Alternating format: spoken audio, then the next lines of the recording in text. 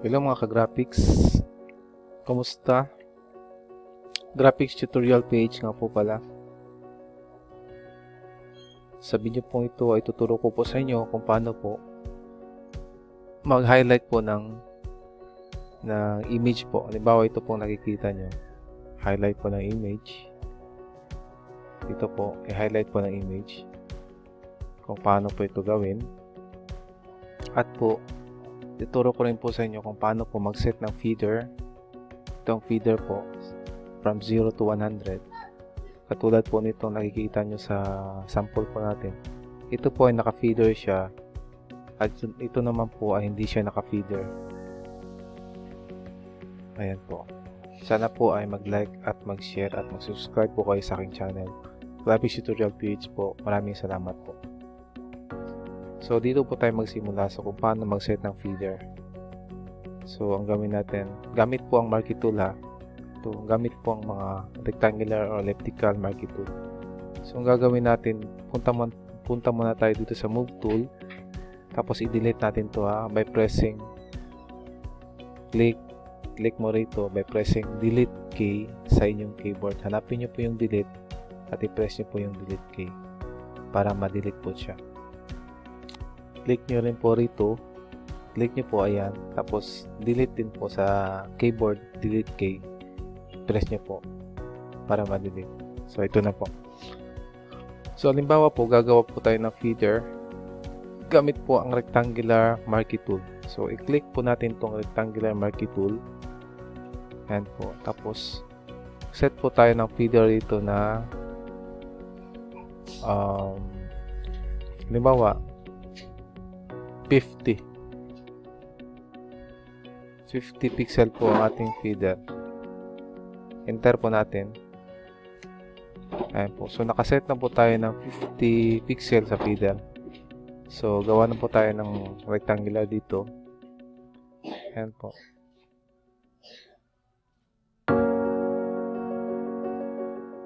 Ayan po. Since nakagawa na po tayo, right click po natin siya para makita po natin ang kaibahan. Right click po natin. Tapos punta po tayo dito sa layer via copy. Layer via copy po. Click po natin itong layer via copy. Ayan po. So makikita nyo po rito, nakagawa na po tayo ng panibagong layer doon sa ginawa nating shape sa marquee tool. Pagkatapos po, punta po tayo rito sa move tool. Click po natin itong move tool. Tapos nakikita po natin ito, long press, tsaka i-move po natin. Long press po, tapos drag, move. So nakikita nyo po, no? Yung edge po natin ay naka-feeder na siya ng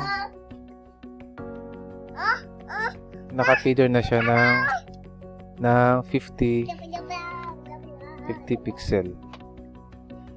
Ayan po. May nagugulo po sa akin ngayon dito. So makikita po natin yung edge niya, naka 50 pixel po yan. Naayon po doon sa ating settings dito, 50 pixel. Okay po. So halimbawa po, gawa tayo ulit ng rectangular shape. Tapos iset po natin ang kanyang feeder doon sa 0 lang. 0 pixel. Enter. Ayan po. So gawa ulit tayo dito. Naka-marquee tool na po tayo ha. Ito po, rectangular marquee tool. Gawa tayo rito ng rectangular. Ayan po. Ayan po, nakagawa na tayo. Pansin nyo po, nandito siya. So, ang gawin natin, click po natin itong background. Click po natin ang background ha.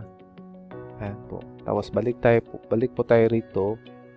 Tapos, right click po natin. Right click. Punta po tayo sa layer via copy. Layer via copy po. Tapos, i-click po natin ang layer via copy. Ayan po. Pagkatapos po, dahil na-click na natin ang layer via copy, punta po tayo dito sa move tool. Ito. Ayan, move tool. Click mo natin itong move tool. Tapos, susubukan mo na yung move tool. Long press lang po, tapos drag para ma-move siya. Long press, drag. Oh. Nakikita nyo po. Yung edge niya po ay hindi smooth, no? Kasi nga po naka 0 lang ang pixel ng kanyang feeder. So yun po ang kaibahan. Balik tayo sa move tool, tapos move natin to. Yun po ang kaibahan ng naka feeder. Ito po naka feeder, 50 pixel ang feeder niya, at ito po ay hindi naka feeder, naka 0 pixel ang kanyang feeder. Yun po ang kaibahan niya. Okay po. So at least alam niyo na po kung paano maggawa ng image na naka-feeder, at paano din maggawa ng image na hindi naka-feeder. Paano po mag-layer via copy para ma-move nyo po itong image na to. Okay po. So dito naman po tayo sa kabila, kung paano po mag-highlight ng image na gusto nyo i-highlight. Okay po. So para mawala po ito, i-delete muna natin na. Hanapin lang ang delete sa keyboard nyo at press po ang delete. Ayan po. Delete ulit. Ayan. Dito naman po, delete at i-delete ulit. Ayan. Delete. I-delete natin to ha. Ayan. So, ang gagawin natin is, i-highlight po natin itong elephanteng to. Gamit po ang marquee tool. Halimbawa, ang pipiliin po nating marquee tool ay elliptical. So, i-click po natin itong si elliptical. Pagkatapos po ay gawa tayo ng hugis dito na circle, elliptical, ellipse. Long press nyo po yung mouse nyo, tsaka i-drag para makakreate po kayo ng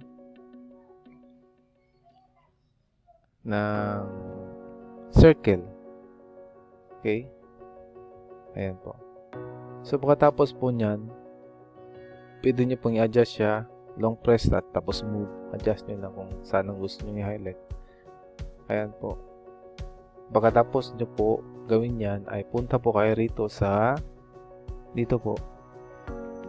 Hindi ko po mabasa to. Tapos click nyo lang po yan. Tapos punta po tayo dito sa curves. Okay? Click po natin ang curves. Tapos po may makikita po kayong parang adjustsanan to. Okay? So long press lang po. Long press nyo lang po yan. Tapos po ay i-drag nyo po. Ayan, i-drag nyo po. So nakikita nyo, nagbabago ang kanyang kulay. Depende doon sa na-select nating image. Diba? So, depende na po sa anong gusto nyong kulay sa pag-highlight. Okay po. Ayan po. Halimbawa po, gawa ulit tayo ng isa, pero ang gagamitin natin ay si rectangular marquee tool. Ayan. So, dito, gawa tayo rito. Gawa tayo rito ng hugis po. Ayan. Pagkatapos,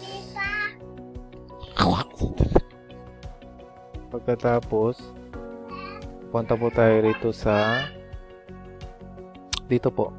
Click po natin to. Pagkatapos, click po natin itong curves ulit. Ayan po. Ayan. So, dahil naklik na po natin, so subukan natin i-adjust. Adjust natin. Ayan po. So, nakikita po natin yung nag-iibang kulay ng rectangle. Diba? Napakaganda po. Tingnan niyo po. Depende na rin po sa kulay na gusto nyo o sa highlights na gusto nyo. Ayan. Ayan po. So, halimbawa naman po ay lagyan natin siya ng feeder. Okay? Gawa tayo ng panibagong shape. Pero lagyan po natin siya ng feeder. So, halimbawa, set po natin ng feeder na 50. 50 lang po. Enter. Enter po. Pagkatapos po ay gawa tayo ng shape dito na rectangle. Ayan po. Ayan po. Tapos po, punta po tayo rito. Long press lang po pala ha, tapos drag nyo. para makagawa po ka ng shape na rectangle marquee. Tapos punta kayo rito sa dito po. Click nyo po ito at punta kayo ulit sa curves. Click nyo po yung curves. Susubukan natin i-adjust kung anong kalalabasan niya. Long press po natin dito. Long press tapos adjust natin. 'Di ba? So napakaganda po ang edges na. Hindi po siya hindi masyadong sharp yung edges na. So, nice. Nice po siya dahil naka 50 pixel siya. Okay? Depende na rin po sa gusto nyong highlight. Kung gusto nyo mas maliwanag, nasa sa inyo na po 'yon. Ngayon, susubukan na naman natin tong elliptical marquee tool. Ito po.